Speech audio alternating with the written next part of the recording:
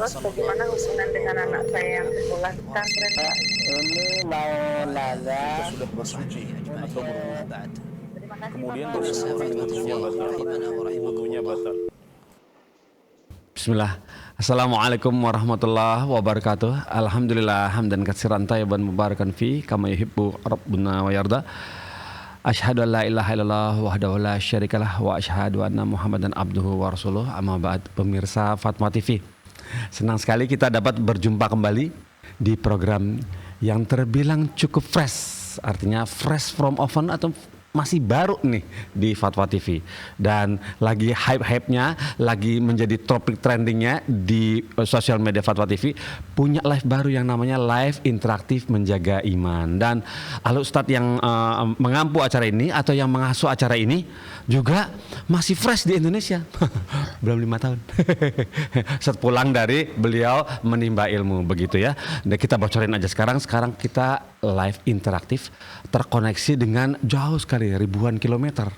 Di mana itu? Di kota Makassar, Sulawesi Selatan, tepatnya di daerah Maros. Nanti kita bersapa dengan Al-Ustadznya ya. Dan perlu kita sedikit memberikan pengumuman lah, woro-woro, bahwa ada live interaktif yang bertukar jadwal ya. Nanti buat pemirsa jangan sampai salah telepon ya. Nah, yang hari Rabu pindah Rabu malam pindah ke Kamis malam, yang Kamis malam ke Rabu malam, yaitu perpindahan antara live interaktif yang diasuh oleh Dr. Abdullah Roy dengan Dr. Syafiq Riza Basalamah begitu ya. Nah, sekarang tidak berpanjang lebar, kita sapa Ustadz yang mampu acara ini, yaitu Al-Ustadz Dr. Iqbal Gunawan Hafizahullah Ta'ala. Yuk, Assalamualaikum warahmatullahi wabarakatuh. Ustazuna, apa kabar Ustadz? Waalaikumsalam warahmatullahi wabarakatuh. Alhamdulillah. Nomor muda tembak mobil. Alhamdulillah. Gimana kabar? Maros betul Ustadz ya? Maros ya Teh? Maros ya. Alhamdulillah Ustadz. Di sini beberapa ada pertanyaan yang masuk Ustadz. Pertanyaannya begini. Saya ingin mengikuti markas-markas untuk belajar di Sulawesi Selatan. Di mana letaknya ya? Nah, gitu. Bolehkah saya sebut salah satu marosnya Ustadz? Untuk masyarakat belajar begitu Ustadz? Iya, harus. Ya, saya, Masya Allah, barakallahu. Apa namanya pondoknya di sana Ustadz? Pesantren Urwah bin Zubair. Urwah bin Zubair ya Ustadz ya? Urwah. Ya, itu nama Zubair bin Arwam. Oh ya, nama seorang sahabat yang termasuk dijamin masuk surga bukan ya Ustadz ya? Zubair bin Awam. Bukan, tabi'in dia, tabi'in. Oh, tabi'in, barakallahu. Nah, ini putranya Urwah. Putranya Urwah bin Zubair bin Awam. Barakallahu fikum Ustadz. Ustadz, boleh dong sedikit kita di awal ini kami bersyukur kepada Allah dan kemudian berterima kasih kepada antum yang rela kita ganggu untuk bertanya jawab yang pertamanya yang masuk di dewanfatwa.com ini, dan alhamdulillah semoga Allah beri manfaat yang banyak untuk kita semua, terutama saya, teman-teman di studio, juga pemirsa di rumah atau di sosmed. Barakallahu fikum Ustadz atas waktunya. Ya Ustadz, untuk di awal pertemuan ini yang pada hari Selasa tanggal 8 Agustus, hari genap Ustadz, di depan banyak mobil ganjil yang ditangkap Ustadz. Jakarta Ustadz. Iya, barakallahu fikum. Terus kemudian Ustadz, mau dong kita dikasih nasihat singkat mengenai pekerjaan Ustadz, yang seperti tadi antum singgung sedikit, pekerjaan atau beban belajar bagi tulab yang sedang penuntut ilmu yang sedang di luar negaranya, di Indonesia, yang sedang merantau jauh-jauh dari orang tuanya, mungkin juga jauh dari istri dan anak-anaknya. Begitu pekerjaan yang deras, ditambah lagi telepon keluh kesah dari rumah. Itu bagaimana saat mengatasi hati yang kalau hati udah berantakan pasti berantakan juga ya, begitu Ustadz. Mau dan kita nasihatnya secara antum kan sudah lebih dari 10 tahun ini antum kan merantau juga begitu. Mau dong kita dikasih nasihatnya Ustadz. Barakallahu fikum. Tafadhal masykurah Ustadz. Ya.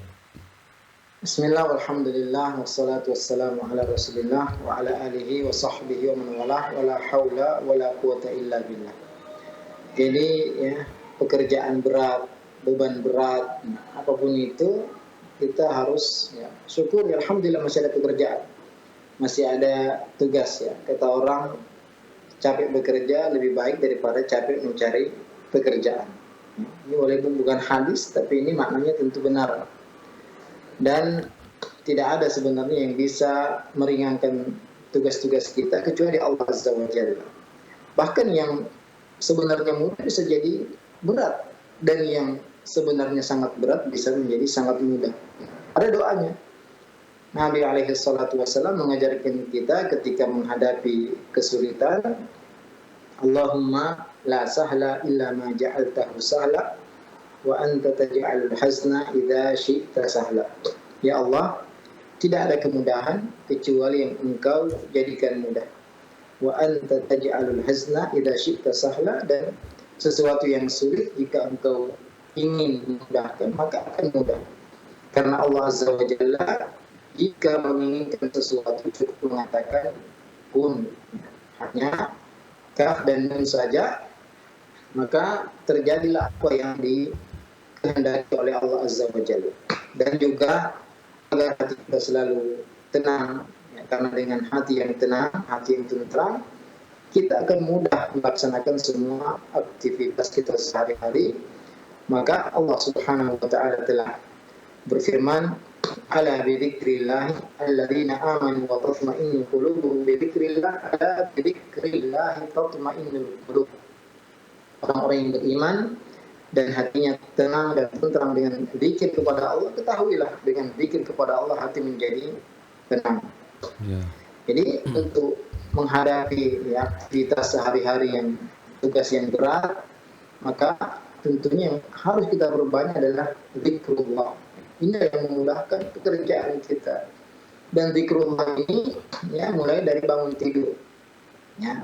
Kemudian ya, setelah sholat, kemudian zikir pagi. Ya. Zikir pagi ini harus kita lengkapi karena di situ ya mengandung makna yang luar biasa. Dan zikir-zikir pagi ini jika lengkap maka insya Allah satu hari full baterai. Tapi kalau dari pagi baterainya cuma 2%, 3%, ya gimana mau bertahan sampai sore hari ya.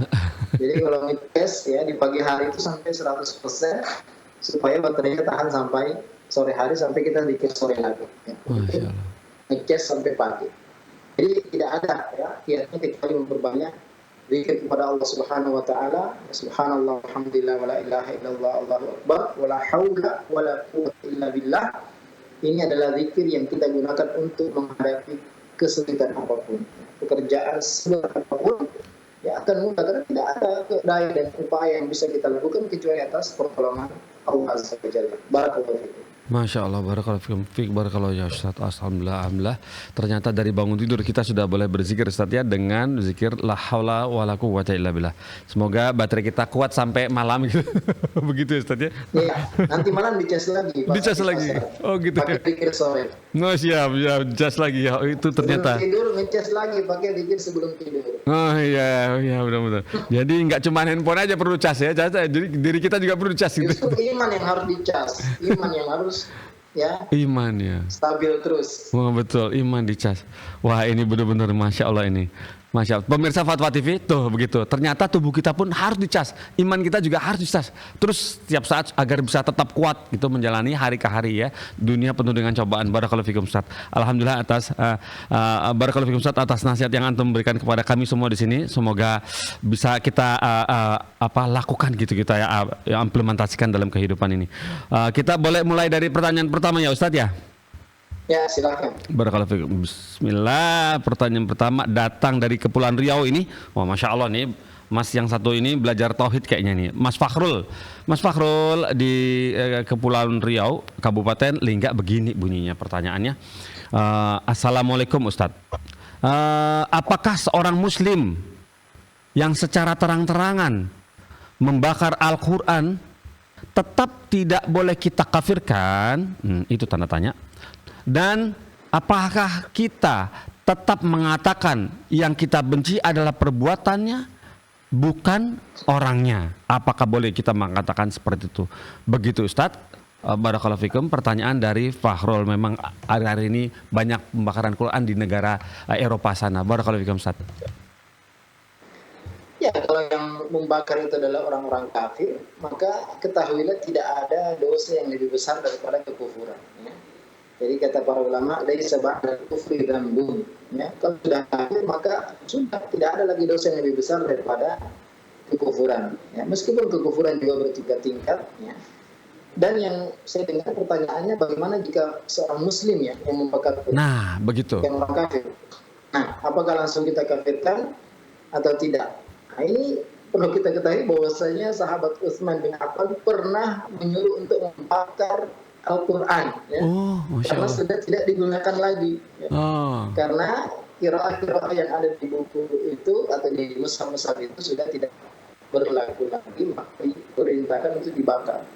Demikian juga kalau Quran itu sudah sobek-sobek, ya, sudah tidak layak pakai, ya, daripada tersebar kemana-mana, maka daripada kita ya, diinjak, dihinakan, dibuang tempat sampah, maka dibakar. Ya. Dibakar bukan karena menghinakan Al-Quran, tapi karena untuk menyelamatkan Al-Quran dari dihinakan, ya, karena sudah sobek, sudah tidak bisa diperbaiki lagi, ditanam atau dibakar. Ya. Jadi kalau maksudnya itu jelas bukan kekafiran, bahkan sahabat Utsman pun pernah lakukan. Ya. Maka perlu kita ketahui, apa nih, kenapa bakar Quran?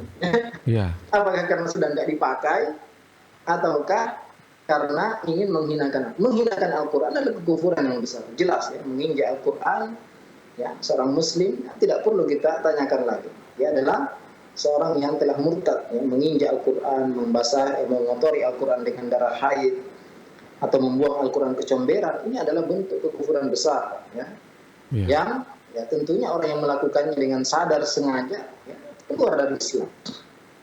Tapi kalau tadi bakarnya karena sudah nggak dipakai, sudah sobek, ya, daripada diinjak-injak, maka memang cara untuk selamat dari menghinakan Al-Quran tadi adalah dengan cara dibakar supaya tidak justru diinjak-injak dan tidak terbuang di mana-mana. Barakallahu fikum. Fik barakallah, seperti itu. Jadi memang tergantung motivasi pembakaran tersebut untuk apa dulu ya Ustaz ya. Betul. Nah, begitu Ustaz ya. Kalau pembakarannya karena ingin menghinakan Al-Quran, ya jelas menghinakan Al-Quran, satu mengkufuri, mendustakan satu ayat Al-Quran, satu huruf Al-Quran adalah kekufuran. Apalagi sampai menginjak, membakar, mengotori dengan darah, itu kekufuran besar. Tapi kalau ya dibakar, kenapa? Karena sudah ya, tinggal udah nggak bisa diselamatkan ya, daripada terbuang kemana-mana, tersebar kemana-mana, maka dibakar supaya tidak dihinakan. Nah, begitu Kalau bakar jadi debu ya. Iya. Masya Allah, seperti Jadi itu. motivasinya apa nih? Iya, perlu diketahui juga motivasi pembakaran tersebut karena apa begitu Ustaz ya? Karena apa? Tapi jelas yang terjadi di Eropa adalah penghinaan terhadap Al-Quran, dan mereka tidak setuju Al-Quran tersebar. Kan Al-Quran ini adalah kitab yang agama Islam ini tersebar dengan sendirinya. Dan banyak orang Muslim ketika membaca Al-Quran tanpa perlu dijelaskan mereka mendapatkan hidayah. Bahkan sekedar mendengar Al-Quran mereka mendapatkan hidayah, padahal belum paham artinya, ya, bagaimana, dan sudah ya mungkin ratusan orang atau ribuan orang yang masuk Islam hanya sekedar membaca terjemahan Al-Quran, ya, justru tadinya ingin mencari kesalahan malah ya, mendapatkan hidayah. Karena tidak ada kitab di atas muka bumi ini yang baru pertama dibuka maka halaman pertama dzalikal kitab la raiba fi. Inilah kitab yang tidak ada keraguan di dalamnya. Masya Allah. Ya. Sebesar apapun kitab, sehebat apapun penulis, pasti mengatakan ya ini kitab bukunya tidak sempurna. Tapi Al-Quran ya masih awal-awal sudah mengatakan inilah kitab yang tidak ada keraguan, tidak ada kesalahan, tidak ada salah informasi, tidak ada kontradiksi, dan tidak ada yang bisa mendatangkan bukti bahwasanya ada keliru dalam meskipun satu huruf, meskipun satu harakat. Iya, begitu Ustaz ya. Ini mukjizat Al-Quran sampai hari kiamat. Dijaga oleh Allah Azza wa Jalla. Dijaga oleh Allah. Iya Ustaz, Masya Allah. Dan tidak ada keraguan di dalamnya. Tidak satu-satunya kitab yang bisa menyatakan seperti itu Ustaz ya. Di awal pertama kan bunyi langsung begitu. Betul. Artinya Masya Allah. Sahih Bukhari pun ya masih banyak dikritik oleh masih ada yang mengkritik. Iya. Tentunya yang lebih kita sepakat adalah Sahih Bukhari dan Sahih Muslim adalah kitab yang paling sahih setelah Al-Quran. Tapi masih ada sebagian yang mengkritik. Tentunya kita tidak menerima kritikan mereka. Nah, secara umum ulama telah mensepakati bahwasanya jika ada dalam Sahih Bukhari dan Muslim maka itu adalah hadis yang sahih dan valid. Masya Allah, taib Ustaz. Begitu ya Ustaz ya. Jadi jangan pernah ragu dengan Al-Quran karena Allah membuka kalimatnya dengan Zalikal kitabul la raiba fih, tidak ada keraguan di dalamnya. Barakallahu fikum Ustaz atas nasihatnya. Dan ini sekarang sudah masuk penelpon. Kita coba sapa nih. Assalamualaikum Fatwa TV. Ya. Ibu Yanti. Salam. Ya, waalaikumsalam Ibu Yanti. Ibu Yanti di Sumatera Barat betul ya? Iya Pak. Ya Ibu Yanti. Ada yang mau ditanyakan kepada Ustadz Iqbal Gunawan? Iya Pak. Silakan Ibu. Assalamualaikum Ustaz. Waalaikumsalam warahmatullahi wabarakatuh. Bagaimana kiat-kiat kita agar mendapatkan sholat yang khusyuk Ustaz? Jazakallahu khair. Assalamualaikum warahmatullahi wabarakatuh. Waalaikumsalam warahmatullahi wabarakatuh Ibu Yanti. Terima kasih sudah telepon ke Fatwa TV. Bisa dimonitor Ustaz pertanyaannya? Taib. Ya, Masya Allah, pertanyaannya sangat penting dan bagus. Karena ketahuilah para pemirsa Fatwa TV yang sudah dimuliakan oleh Allah Azza wa Jalla, salat adalah ibadah yang pertama kali dihisab dan diperiksa oleh Allah Azza wa Jalla. Jika salat kita baik, maka akan baik amalan-amalan yang lain. Dan sebaliknya, jika salat kita buruk, maka akan buruk pula amalan-amalan yang baik. Siapa yang ketika diperiksa salatnya tidak benar, maka dialah orang yang celaka dan merugi. Maka setelah iman kita, setelah tauhid kita, ya, kita berusaha menjaga, ya, membebaskan dari segala kesyirikan yang besar maupun yang kecil, maka yang harus kita perhatikan adalah ibadah salat kita. Dan agar salat kita ini diterima oleh Allah Azza wa Jalla, bernilai pahala, salat kita menjadi salat yang mencegah dari perbuatan keji dan munkar, maka kita harus khusyuk dalam salat kita. Nah, pertanyaannya, bagaimana agar kita bisa khusyuk dalam sholat? Ya. Tentunya, ya, pertama kali ketika kita mendengar azan dikumandangkan, maka segera kita tinggalkan semua aktivitas dunia kita. Segera ya. Jadi begitu Allahu Akbar, ya, sebagian para salaf dahulu jika ingin memalu paku, ya, kalau sudah azan tidak jadi dipalu paku tersebut. Oh. Dia berhenti. Jadi Nabi SAW juga demikian. Beliau biasa membantu keluarga di rumah. Ya, kalau bahasa kita sekarang mungkin biasa nyapu, ngepel, cuci piring di rumah. Tapi begitu azan, maka Rasul langsung meninggalkan aktivitasnya dan langsung bersiap-siap untuk sholat.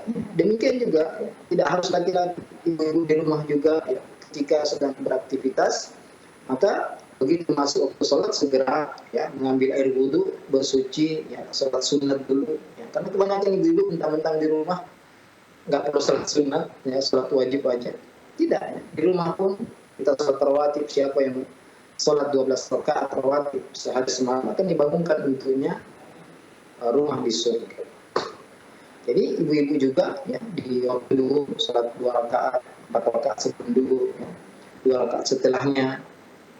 Kemudian, ya, bersiap-siap menunggu antara adzan dan iqamah, ya, tidak perlu menunggu iqamah tentunya ketika kita sholat di rumah. Dengan berdoa kepada Allah Azza wa Jalla, ya, membaca Al-Quran. Jadi ada persiapan-persiapan sebelum kita melaksanakan sholat wajib kita. Yeah. Kemudian kita, ya, bertakbir, merenungi makna-makna zikir yang kita baca. Allahu Akbar, tidak ada yang lebih besar dari Allah Azza wa Jalla, lebih besar dari segala sesuatu, lebih besar dari pekerjaan kita, apalagi cuma medsos kita. Ya, kita berusaha merenungi makna Al-Fatihah, mulai dari Alhamdulillahirabbil alamin Ar-Rahmanir Rahim. Kita harus tahu maknanya, ya. Tiap hari kita baca. Kita baca surat-surat yang, ya, lebih bisa kita renungi maknanya. Ya. Surat-surat yang kita hafal dan kita renungi maknanya juga ketika kita ruku, sujud, subhana rabbiyal a'la, subhana. Ketika sujud, ketika ruku, subhana rabbiyal azim.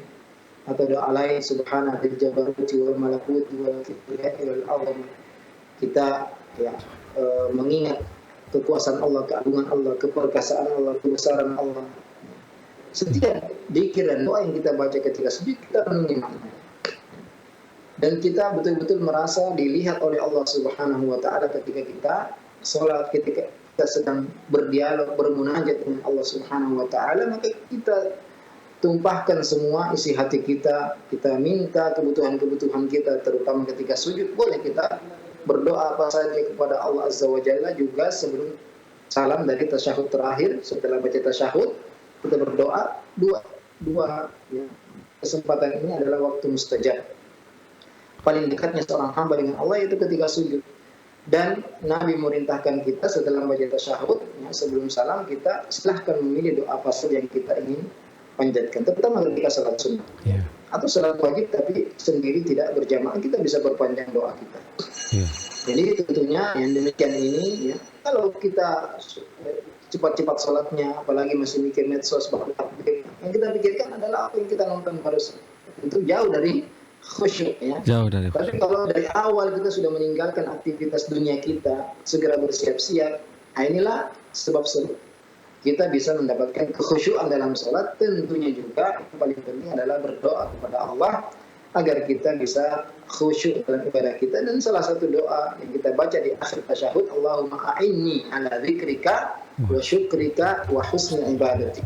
Ya Allah, bantulah aku untuk selalu berzikir kepadamu, bersyukur kepadamu, dan memperbaiki ibadahku, terutama ibadah sholat tentunya. Kita mohon kepada Allah agar ibadah kita sempurna, ya, atau mendekati kesempurnaan. Barakallahu fiik. Masya Allah, Fik, barakallahu Ustaz, seperti itu ya. Jadi sholat itu begitu penting, dan begitu azan tadi yang antum nasihatkan bahwa pemirsa langsung bergerak untuk mengambil wudhu, tinggalkan semua kegiatan, Ustaz, ya. Begitu, barakallahu fikum, Ustaz. Seperti kuncinya seperti itu. Jadi kita menyambut panggilan Allah dari azan tersebut. Bersiap-siap untuk sholat, ya. Barakallahu fikum, Ustaz. Kemudian kita masuk ke pertanyaan berikut. Ini berikutnya datang dari Ibu Elsa Dian Safitri. Ibu Elsa Dian Safitri di Depok, Jawa Barat. Begini bunyinya. Assalamualaikum Ustadz. Bagaimana hukum wanita berdakwah? Bagaimana hukum wanita berdakwah atau ceramah di hadapan para wanita, tapi tempatnya di dalam masjid, Ustadz? Yang saya tahu, di zaman Nabi wanita tidak berdakwah di dalam masjid kecuali di rumahnya. Mohon pencerahannya Ustadz mengenai situasi ini. Jazakallah khairan. Ya, pada asalnya suara wanita bukanlah auratnya kecuali jika dibuat-buat. Karena para sahabat dahulu juga bertanya kepada istri Rasulullah SAW, kepada istri-istri Rasulullah SAW, mereka bertanya tentang perkara-perkara agama. Apalagi jika wanita tersebut berceramah di hadapan para wanita juga, ya, dan yang mendengarkan para wanita tentunya, ya, kenapa tidak disyaratkan azan bagi wanita, juga iqamat, karena ya tidak dianjurkan wanita untuk mengangkat suaranya. Tapi jika di hadapan wanita, ya, dan tentu ya lebih maksimal jika jamaah wanita yang berceramah adalah seorang da'iyah muslimah juga, ya, tentunya jika memenuhi syarat, yaitu punya ilmu, punya kapasitas, ya, pandai bahasa Arab tentunya, ya, sehingga kita ketika mentafsirkan atau menerjemahkan ayat hadis, ya, bisa, ya, dengan makna yang benar, ini tentu tidak masalah, ya, tidak ada masalah jika, ya, dan tidak harus semua, ya, pernah dilakukan secara teknis di zaman Nabi SAW, ya. Betapa banyak kegiatan-kegiatan yang kita lakukan secara teknis, ya, secara wasail, secara sarana tidak dilakukan di zaman Nabi SAW, tapi ya bukan termasuk perkara yang bid'ah dan dilarang. Begitu ya Ustaz, ya, alhamdulillah.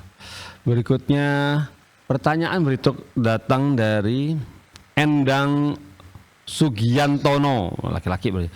Endang Sugiantono di Sumedang, Jawa Barat. Begini bunyinya, Assalamualaikum Ustaz Iqbal. Saya izin bertanya ya Ustaz, apakah yang dimaksud dengan zat Allah? Nah, sekian dari pertanyaan saya. Terima kasih Ustaz atas ilmunya. Ya, Allah Subhanahu wa Ta'ala mempunyai zat, ya. Allah Subhanahu wa Ta'ala bahkan punya tangan, punya kaki, punya mata, punya wajah, ya, punya jari-jari. Allah turun, Allah tertawa, Allah takjub. Ini semua tertera dalam hadis-hadis yang sahih yang tidak boleh kita tolak.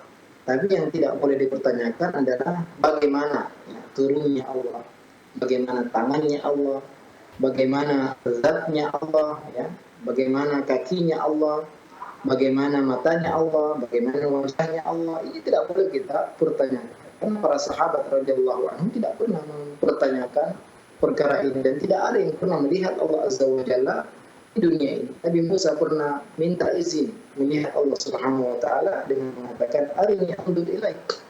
Nabi Musa pernah berdialog langsung dengan Allah Subhanahu wa taala di atas arsy, Nabi Musa di bumi, dan Nabi Musa ya penasaran ingin melihat Allah Azza wa Jalla dengan mengatakan arini andur ilaik. Persilahkan aku, perkenankan aku untuk melihatmu. Apa kata Allah Azza wa Jalla? Lan taran, kamu tidak bisa melihat. Ya, di dunia maksudnya. Walakin undur ila jabal fa in istaqarra makanahu fa sawfa tarani. Falamma tajalla rabbuhu lil jabal ja'alahu dakka wa kharra Musa sa'iqa. Ya, lihat gunung yang begitu kuat, gunung dari batu yang sangat kokoh, ketika Allah memperlihatkan ya, zatnya kepada gunung tersebut, maka gunung itu hancur lebur. Ya. Bagaimana dengan manusia yang hanya ya, terdiri dari tulang yang lemah, daging, ya, tidak kuat. Maka Nabi Musa pun kemudian pingsan ketika itu. Tapi nanti di akhirat Allah Subhanahu wa taala berikan kekuatan kepada manusia untuk bisa melihat zat Allah Subhanahu wa taala, bisa melihat wajah Allah Subhanahu wa taala, dan itulah nikmat yang terbesar nanti di akhirat. Ya. Karena kalau kita di dunia ini melihat pemandangan yang indah, kita sangat takjub, sangat kagum. Bagaimana dengan pencipta keindahan tersebut? Zat yang maha indah, yang paling indah itu Allah Azza wa Jalla. Karena ketika nanti penduduk surga dipersilahkan untuk melihat Allah, mereka jadi lupa semua nikmat surga yang lain yang dari bidadarinya, dari makanannya, tempat tinggalnya, ya tidak ada bandingannya dengan nikmatnya melihat Allah Subhanahu wa taala. Ya, jadi kalau kita berbicara tentang Allah, zat Allah, maka Allah punya wajah, Allah punya mata, Allah punya tangan, Allah punya kaki, Allah turun, Allah takjub, Allah tertawa, dan itu sifat Allah melihat, Allah mendengar, ya. Allah berbicara.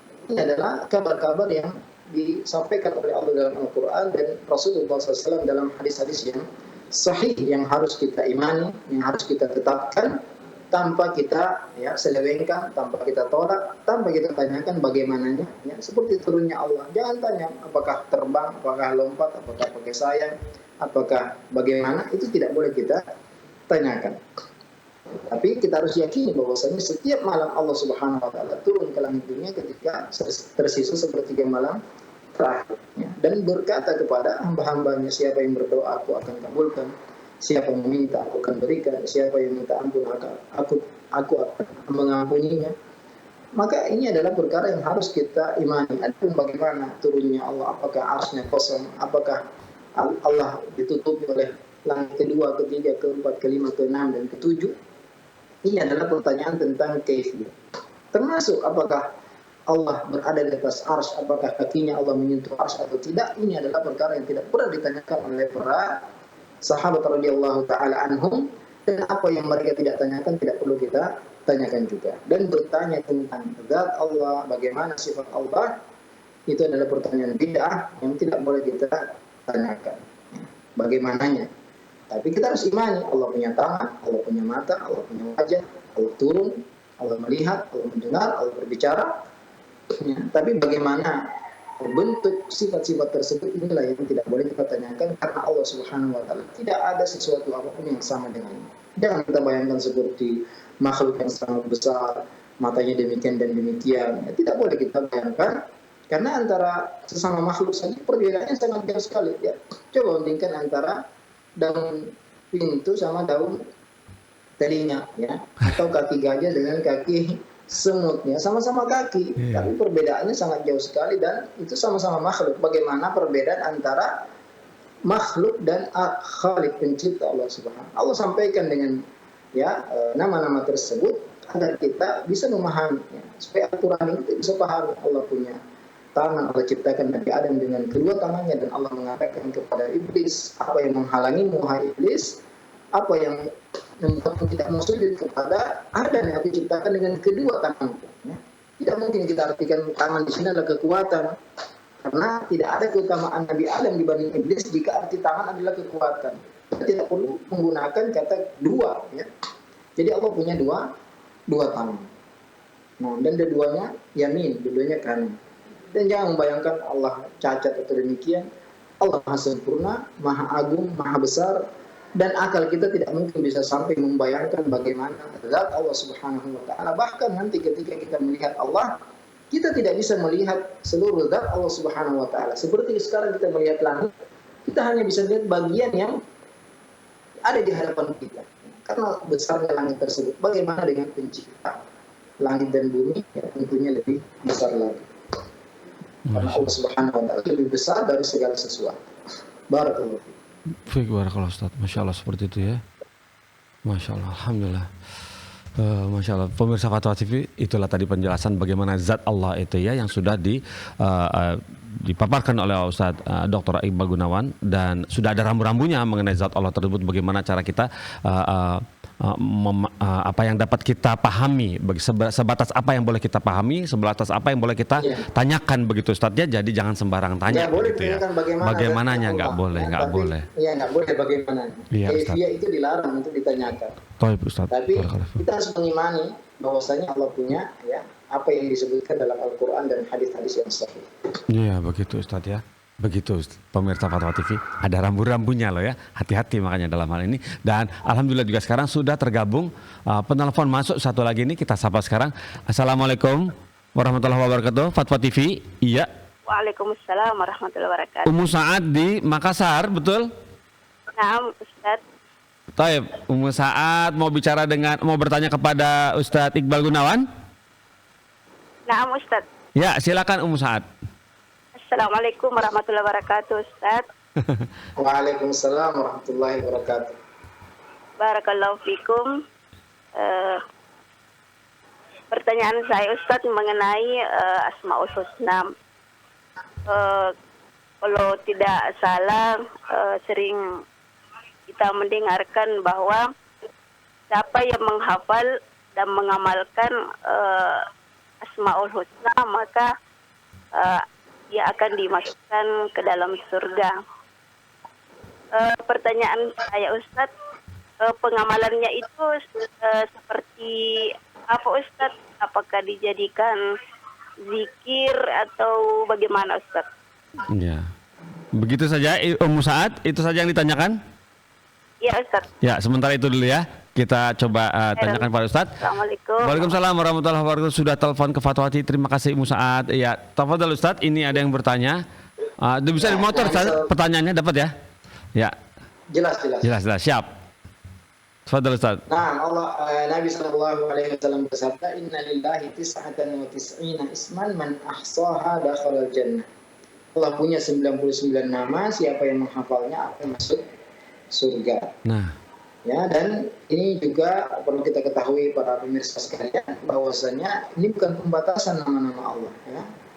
Para ulama memberikan contoh, jika saya mengatakan saya punya 100.000, saya ingin sedekahkan, ini bukan berarti saya hanya punya 100.000, tapi 100.000 ini saya siapkan untuk sedekah. Demikian juga dengan sabda Nabi Sallallahu Alaihi Wasallam, Allah punya 99 nama, siapa yang menghafalnya maka akan masuk surga. Ya, bukan berarti nama Allah hanya 99, tapi ada nama-nama Allah yang Allah rahasiakan, ada nama-nama Allah yang Allah ajarkan kepada sebagian makhluknya saja, dan banyak juga nama-nama Allah yang Allah ya terangkan kepada kita semua. Dan para ulama ya ketika menyebutkan 99 nama tersebut berbeda-beda, maka kita berusaha untuk memahami, mengetahui, menghafalkan nama-nama tersebut, ya, memahami maknanya, apa makna As-Sami, Al-Basir, Al-Muhit, Al-Muqit, Al-Wasi', Al-Qadir, Al-Muqtadir, Al-Wali, ya. Itu semua kita berusaha, Al-Mu'ti, dan lain-lain sebagainya. Kita berusaha memahaminya yang pertama, kemudian berusaha menghafalkannya, dan pertanyaannya bagaimana cara beribadah kepada Allah atau mengamalkan nama-nama tersebut, yaitu dengan cara kita berdoa kepada Allah menggunakan nama-nama tersebut. Caranya salah satunya karena Allah Ta'ala berfirman, "Walillahil asma'ul husna." Allah punya nama-nama yang indah, fad'uhu biha. Berdoalah menggunakan nama-nama tersebut. Jadi ketika kita minta rezeki, kita mengatakan, "Ya Razzaq, urzuqni." Wahai yang Maha pemberi rezeki, karuniakanlah aku rezeki. Ya Rahim, irhamni. Ya. Wahai Zat yang Maha Pemurah, rahmatilah aku. Ya Qawi, ya Qawi, wahai Maha Kuat, berikanlah aku kekuatan, dan seterusnya. Jadi kita beribadah kepada Allah dengan nama-nama tersebut, ya. Yang pertama dengan bertawasul kepada Allah dengan nama-nama tersebut. Yang kedua, yaitu kita beribadah kepada Allah dengan keyakinan kita atas nama-nama tersebut. Ketika kita meyakini bahwasanya Allah Ar-Razzaq, maka kita yakin bahwasanya rezeki kita itu sudah ditanggung oleh Allah Azza wa Jalla. Ya. Tinggal kita berusaha, rezeki itu pasti akan kita dapatkan. Ya. Karena tidak mungkin seorang ya mati kecuali rezekinya sudah diambil semuanya. Dan ketika kita berada di perut hidup kita juga Allah telah menentukan berapa jatah rezeki kita. Ketika kita mengetahui Allah punya nama As-Sami, artinya Allah mendengar segala sesuatu, mendengar doa kita, mendengar keluhan kita, mendengar permintaan kita, mendengar semua yang kita ucapkan meskipun ya kita berbisik-bisik. Ketika kita mengetahui bahwasanya Allah punya nama Al-Basir, Maha melihat, kita beribadah kepada Allah dengan ya nama tersebut, artinya kita selalu merasa dilihat, diawasi, ya, dipantau oleh Allah Subhanahu. Demikian juga nama Ar-Raqib, ya, Maha mengawasi. Jadi ya caranya beribadah atau mengamalkan nama-nama tersebut yaitu kita beribadah dengan ya keyakinan kita atas nama-nama tersebut sehingga kita menjadi ya tentram, tenang hati kita menjalani kehidupan ini, juga kita selalu taat kepada Allah, jauh dari larangan-larangannya karena kita ketahui ya Allah Maha ya pengampun, kita selalu meminta ampun setiap kita berbuat dosa. Allah Maha Penyayang dan Allah juga Maha berat hukumannya. Ya. Maka kita takut ketika kita berbuat pelanggaran, berbuat dosa. Ini adalah bentuk pengamalan dari keimanan kita terhadap nama-nama tersebut yang sudah kita ketahui, kita hafalkan, kita pahami dan kita beribadah dengan nama-nama tersebut sebagaimana yang ya saya terangkan baru saja. Demikian. Barakallahu fikum. Baik, barakallahu Ustaz, seperti itu Ustaz ya. Jadi kita boleh berdoa dengan menggunakan dimulai dengan menyebut nama-nama Allah yang ada 99 dan nama-nama lain juga masih ada yang tidak kita ketahui ya, bisa masih disimpan di sisi Allah. Berikutnya Ustadz, ini ada telepon baru masuk lagi, kita coba sapa. Masya Allah, ini yang tadi sepertinya. Assalamualaikum Fatwa TV. Waalaikumsalam warahmatullahi wabarakatuh. Iya, Ibu Yanti lagi dari Sumatera Barat, Bu. Iya Pak. Silakan Ibu. Iya. Assalamualaikum Ustaz. Waalaikumsalam warahmatullahi wabarakatuh. Mau bertanya lagi Ustaz, apakah bagi Ya, silakan. salat sendirian di rumah disyariatkan juga untuk azan dan iqamah Ustaz? Jazakallahu khair. Assalamualaikum warahmatullahi wabarakatuh. Tidak ya, bagi wanita tidak perlu azan, iqamah ya. Ya langsung takbir saja. Ya bagi wanita yang sholat di rumah langsung takbir saja, ya tidak perlu azan dan tidak perlu qomat. Nah, gitu. Apalagi di rumah atau di kampung tersebut banyak suara azan, maka tidak perlu azan karena kita tidak memanggil orang untuk sholat di rumah kita. Barakallahu fiik. Oh, begitu. Bagaimana Ibu Yanti? Oke, sudah putus, tapi semoga bisa paham ya. Ibu Yanti, kami ulang sedikit bahwa wanita yang sholat di rumah tidak perlu azan dan tidak perlu iqamah. Karena tidak azan, karena di masjid di sekitar rumah sudah ada azannya. Dan azan itu hakikatnya memanggil orang untuk sholat bersama. Nah, tentunya Ibu tidak manggil tetangga sholat di rumah Ibu ya Bu. Barakallahu fikum. Kemudian jazakallahu Ustaz atas nasihatnya kepada Ibu Yanti tadi di Sumatera Barat. Cukup jauh kita, Jakarta, Sumatera Barat, dan Sulawesi Selatan. Kemudian ini pertanyaan berikut datang dari Wahyudin Jafar Ustaz. Nah, ini pertanyaan bener nih, saya bilang apa Ustaz? Di Sulawesi Selatan, nih Makassar, begini bunyinya. Wahyudin Jafar namanya Bapak Wahyudin. Assalamualaikum Ustaz, saya ingin bertanya, apakah ada sekolah Salafi di Makassar yang dibina langsung oleh anggota Dewan Fatwa? Tuh, betul kan Ustaz? Terlalu banyak sekolah salaf, jadi saya bingung katanya. Sementara setelah saya belajar salafi masih ada perbedaan dengan salafi yang utamanya Ustadz, mohon Ustadz sekolah-sekolah yang ada daerah di Sulawesi Selatan begitu. Bapak Wahyudin Jafar katanya. Barakallahu fiikum Ustadz informasinya. Ya, alhamdulillah ya, kalau pertanyaannya adakah pesantren yang sekolah sunnah yang diasuh oleh anggota Dewan Fatwa, maka anggota Dewan Fatwa enggak banyak ya. Iya. Berapa 12 ya Pak? Oke. 13 bersama antum.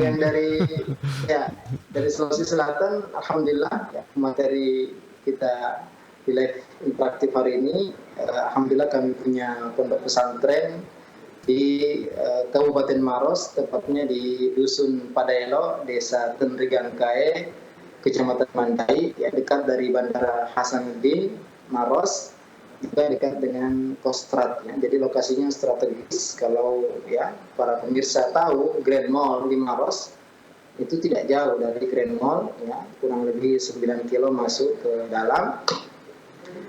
Insya Allah mudah ya, ada di Google. Dan juga banyak pesantren lain di Makassar ya, di Goa ada Tanjurus Sunnah ya, ada yang dibikin oleh Ustaz Jamal. Dan juga di daerah Bone ada pesantren Abu Bakar As-Siddiq dibina oleh teman kami Ustaz Nasrullah Abdullah Said ya, di Bone. Juga di Inrekang ada pondok pesantren Imam Syafi'i yang dibina Ustaz Budi Haryanto ya, semua alumni Universitas Islam Madinah ya. Pesantren-pesantren yang saya sebutkan tadi dan pesantren lain yang belum saya sebutkan juga ada beberapa. Silahkan jika ingin ketemu langsung, kalau memang dari Makassar ya, bisa di googling di Google Map pesantren Urwah bin Zubair ya, Maros. Insya Allah ya, kita bisa mungkin ya, dialog ya, diskusi, kita sampaikan informasi-informasi tentang lembaga-lembaga sunnah yang ada di Sulawesi Selatan. Barakallahu fikum. Alhamdulillah, barakallahu fikum Ustaz. Seperti itu ya informasinya, dan dekat dari bandara, dan itu sudah lokasi yang strategis insya Allah dari Bapak Wahyudin. Pak Wahyudin sudah dapat ya informasinya ya. Semoga nanti segera bisa menyaksikan acara ini. Kita akan kirim secara japri ke WhatsApp Bapak Wahyudin. Berikutnya Ustaz, pertanyaan datang dari Ahmad Ilyasa di Jakarta Timur, begini bunyinya. Assalamualaikum. Bismillah. Assalamualaikum Ustaz Iqbal. Afan Ustaz izin bertanya, bagaimana cara Allah Azza wa Jalla mengampuni hambanya yang memohon ampun? Dan apakah semasa hidup hamba yang memohon ampun itu bisa tahu bahwa ia sudah diampuni dosanya? Bagaimana ciri-cirinya? Syukran, barakallahu fikum ya Ustaz. Ya, barakallahu fikum. Arti ghafara adalah menutup. Jika Allah Subhanahu wa taala sudah menutup, artinya tidak akan diadab lagi dari dosa-dosa tersebut. Meskipun mungkin nanti ya, karena di akhirat nanti ada 3 model hisabnya. Model yang bagi orang beriman tentunya. Karena orang yang masih punya iman, ada yang pertama modelnya tidak dihisab sama sekali ya. La hisabalahu wala adzab. Ya, langsung dipersilakan masuk surga ya. Seperti yang disebutkan dalam hadis ya, 70.000 orang, 70.000 alfan yadkhuluna al-jannah bighairi hisab wala adzab. 70.000 orang yang masuk surga tanpa hisab, tanpa azab, yang mereka selalu bertawakal kepada Allah, tidak bertatayur ya, tidak berobat dengan besi panas, dan selalu bertawakal kepada Allah Subhanahu wa taala, tidak minta diruqyah juga. Ada yang hisabnya itu dipermudah ya. Dalam Al-Qur'an disebutkan fasaufa yuhasabu hisaban yasira. Nah, bagaimana Allah Subhanahu wa taala menghisab dengan hisab yang mudah? Orang tersebut dipanggil oleh Allah, kemudian ya yada'u alaihi kanafa ya, ditutup tirainya, kemudian diingatkan tentang dosa-dosanya. Ya, kamu dulu melakukan ini, melakukan itu, melakukan ini ya, dosa-dosa. Sampai ketika hamba tersebut merasa akan binasa, Allah mengatakan, saya sudah tutupi di dunia dan hari ini saya sudah ampuni. Ya, silakan kamu masuk ke surga. Ya, jadi hisab dengan hisab yang mudah. Dan siapa yang dipersulit hisabnya maka pasti diadab. Jadi Allah Subhanahu wa taala sangat mudah. Allah Maha Pengampun.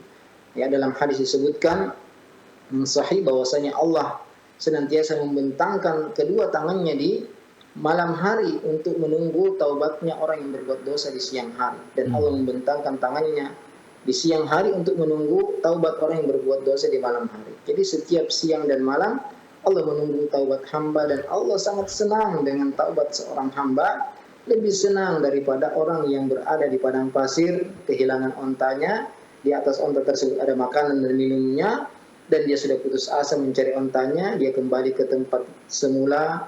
Dia mengatakan, ya saya ingin menunggu mati saja di sini. Ternyata ketika dia bangun, ontanya lengkap dengan makanan dan minumnya kembali lagi. Saking gembiranya orang tersebut, dia mengatakan, Allahumma anta abdi wa ana rabbuk. Ya Allah, aku adalah Tuhanmu, engkau adalah hambaku. Salah karena saking gembiranya. Ketahuilah, kegembiraan Allah dengan taubatnya seorang hamba lebih besar daripada kegembiraan orang tadi yang sudah putus asa, ternyata balik lagi onta dan lengkap dengan makanan minumannya ya.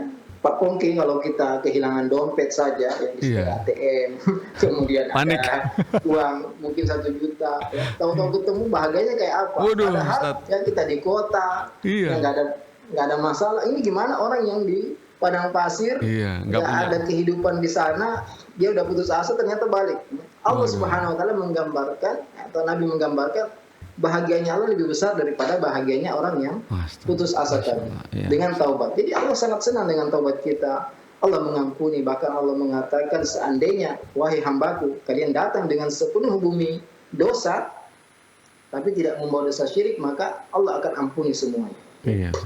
Maksudnya di akhirat ya bisa jadi. Kalau selama kita masih hidup, maka dosa syirik pun diampuni oleh Allah kalau kita bertaubat ya. Iya. Para sahabat dulu yang kesyirikan, ketika mereka bertobat Allah terima semua. Jadi yang dimaksud Allah tidak mengampuni dosa syirik itu ketika seorang meninggal membawa dosa syirik dan belum sempat bertaubat. Ya, dan Allah punya 100 rahmat. Hanya 1 rahmat yang Allah turunkan ke bumi ini yang kita gunakan untuk saling mengasihi dan menyayangi. 99 rahmat Allah sisakan nanti pada hari kiamat, yang mana ketika banyak manusia menyangka akan binasa, ternyata Allah Subhanahu Wa Taala ampuni dan persilahkan untuk masuk ke dalam surga. Semoga kita semua termasuk orang yang dimudahkan hisabnya, yang masuk surga. Bahkan kita berharap ingin masuk surga tanpa hisab dan tanpa adab, dan kita semua berjumpa di surga Firdaus. Amin Allahumma amin. Allahumma amin. Masya Allah, barakallahu fikum Ustaz. Alhamdulillah, nasihat yang sangat menyentuh, Masya Allah. Berikutnya, semoga tadi yang bertanya, Masya Allah, jawabannya Ustaz tuh lengkap dan bagus tadi ya. Ahmad Ilyasa tadi di Jakarta Timur bertanya seperti itu. Dan kemudian pertanyaan berikut, ada telepon? Belum ada, mari kita lanjutkan dengan pertanyaan dari website. Hamba Allah di Jakarta Selatan begini bunyinya. Nah, sedikit Afwan, bukan yang ini, bukan. Kita coba Ahmad Ilyasa sekali lagi. Wah, lagi belajar tauhid nih sepertinya. Di Jakarta Timur begini bunyinya. Bismillah, Assalamualaikum Ustadz Iqbal. Izin bertanya Ustadz, Afwan Ustadz, perihal syafaat Nabi. Nah, perihal syafaat Nabi Muhammad SAW, Nabi memberi syafaat ke si fulan misalnya, atas izin Allah Azza wa Jalla. Kemudian bagaimana Nabi tahu bahwa si fulan tersebut layak dimintakan izin untuk mendapatkan syafaat Nabi itu? Syukran jazakallah khairan. Pertanyaannya Masya Allah ini Ustaz. Baru kalau bingung tepat ya Ustaz. Masya Allah. Nah, jadi syafaat itu ada syafaat ketika Nabi masih hidup ya. Nah, Dulu ketika Nabi masih hidup, sebagian sahabat banyak yang meminta kepada Nabi untuk didoakan ya. Ada yang buta ya, ada yang kesurupan dan seterusnya. Ini boleh tentunya kita meminta kepada Nabi untuk mendoakan kita, meminta ampunkan kepada Allah, karena secara umum ya, kita boleh meminta doa kepada orang masih hidup, orang soleh, agar mendoakan kita kebaikan. Tapi sepeninggal Nabi SAW, tidak ada seorang pun sahabat yang datang ke kuburan Nabi minta ya, syafaat atau minta didoakan oleh Allah, karena Nabi tidak mendengar innaka mayyitu wa innahum mayyitun. Ya, Nabi sudah mati, dan tidak ada sahabat yang datang ke kuburan Nabi ya meminta kepada Nabi, berdoa kepada Allah agar ya paceklik ini dihentikan dan seterusnya. Maka sepeninggal Nabi kita tidak datang ke kuburan Nabi. Adapun nanti pada hari kiamat, maka seluruh manusia mendatangi Nabi Adam untuk ya memberi syafaat kepada Allah Azza wa Jalla agar disegerakan hisab. Jadi ketika manusia dibangkitkan tidak pakai baju, belum dihitam, tidak pakai sendal, laki-laki dan perempuan sama ya. Mereka semua datang mendatangi Nabi Adam, seluruh manusia, karena mereka mengatakan Nabi Adam adalah manusia pertama ya. Tolong Nabi Adam, mintalah kepada Allah segerakan hisabnya, karena di situ tempat yang sangat mengerikan ya, tidak ada tempat bernaung ya. Maka manusia ingin segera dihisab oleh Allah Azza wa Jalla. Tapi Nabi Adam ya meminta uzur, ya tidak berani ya, karena pernah berbuat dosa sampai diusir dari surga.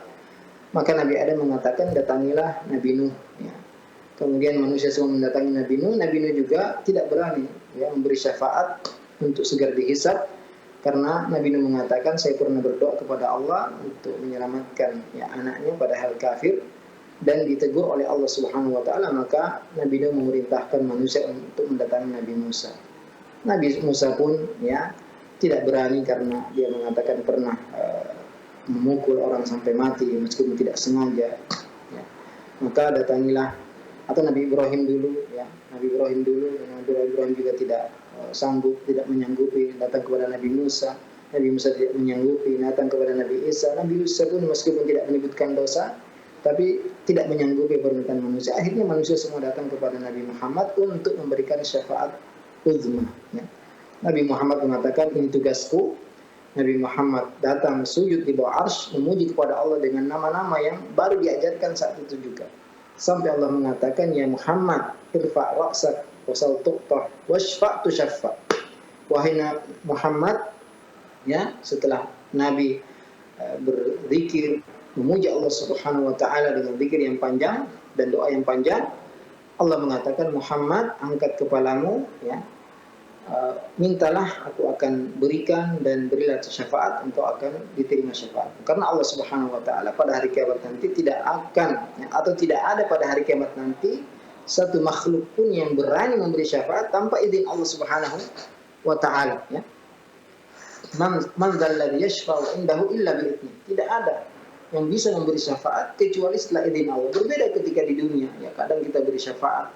Syafaat itu rekomendasi, ya. Tapi tanpa izin orang yang kita minta kemudahan darinya.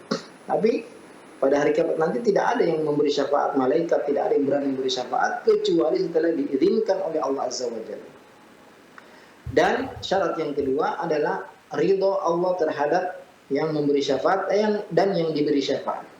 Dan Allah Subhanahu wa taala tidak ridho kecuali kepada orang yang bertauhid. Wala yashfa'una illa liman irtada.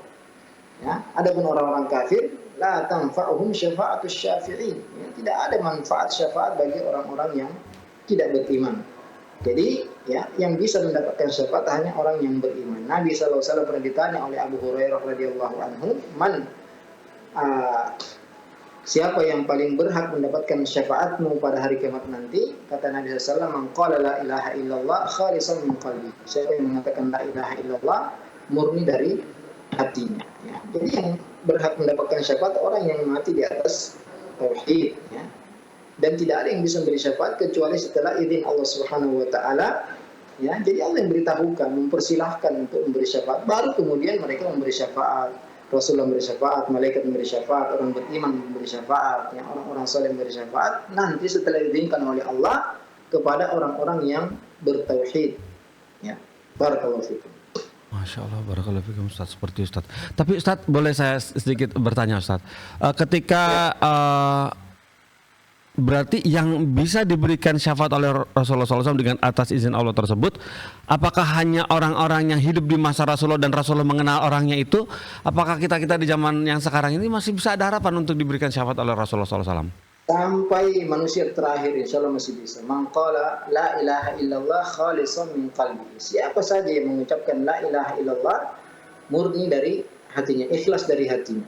Karena Nabi SAW, sebenarnya semua Nabi itu punya doa yang mesti diterima. Ya. Ada satu doa yang spesial diterima. Tapi kata Nabi SAW, saya nanti aja, nggak minta sekarang. Nanti pada hari kiamat. Baru Nabi ingin perkhususkan untuk umatnya. Ya. Jadi semua umat Nabi SAW yang mengikuti sunnahnya, ya, tidak melakukan kesyirikan, tidak mati di atas kesyirikan, semua berhak untuk mendapatkan syafaat Nabi Sallallahu Alaihi Wasallam. Ya, terutama kita yang selalu bersalawat, selalu membaca doa setelah azan, ya, dan senantiasa mengikuti jejak dan sunnahnya, menghidupkan sunnahnya. Mereka itulah orang-orang yang berhak mendapatkan syafaat Nabi Sallallahu Alaihi Wasallam pada hari kiamat. Dan kita minta kepada Allah, ya. Kita minta kepada Allah bukan kepada Nabi, karena Nabi sudah meninggal. Ya. Iya begitu Ustaz. Kira-kira apakah ada redaksi atau bebas redaksinya kalau kita ingin mendapatkan syafaat dari Rasulullah nanti? Ya nggak apa-apa, kita berdoa udahlah, ya Allah mudahkanlah saya termasuk orang yang mendapatkan syafaat Nabi-Mu. Tapi dengan mengikuti sunnahnya, ya, selalu membaca salawat, selalu membaca doa setelah adzan, terutama karena ada janji khusus dari Nabi. Maka ini semua adalah sebab-sebab kita mendapatkan syafaat dari Nabi SAW. Oh ya, Masya Allah. Ya ya Allahumma rabb hazihi da'wati tammah itu ya, Masya Allah ya. Salatul Jadi Fatihah. ya itu dia salah satu. Oh iya benar juga itu Masya Allah. Jadi doa itu ya. Allah lahu syafaati, maka dia berhak untuk mendapatkan syafaatku. Siapa yang selalu membaca doa setelah azan. Makanya Pak Pongki kalau azan jangan ya ngobrol. Nah, tapi ikuti azan, kemudian setelah azan langsung bersalawat. Kemudian Allahumma rabb hadhihi da'wati tammah wa salatil qa'imah ati Muhammadanil wasilatul fadilah wa ba'du maqamah mahmuda alladzi wa'ata. Masya Itu Allah. salah satu sebab terbesar kita mendapatkan syafaat Nabi selain kita berusaha mengikuti sunnahnya, ya, membela sunnahnya, menghidupkan sunnahnya adalah sebab kita semua mendapatkan syafaat Nabi, sebab kita minum dari telaga Nabi Sallallahu Alaihi Wasallam. Masya Allah begitu ya, itulah salah satu sebabnya ya doa azan. Masya Allah. Pemirsa Fatwa TV, barakallahu fikum, Ustaz, jazakallahu khairan. Masya Allah, seperti itu kami diingatkan kembali fungsi dari doa tersebut ya.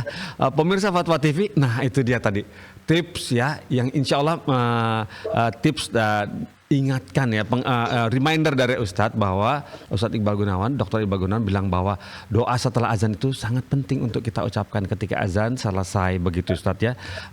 Pemirsa Fatwa TV, semoga Allah memberikan kita kekuatan untuk bisa mengucapkan kala itu dan selalu diingatkan supaya kita bisa hening sesaat ketika azan dan kemudian menjawab azan tersebut dengan doa Allahumma rabba hazida ala ayah begitu ya. Barakallahu fikum Ustadz, dengan jawaban antum kepada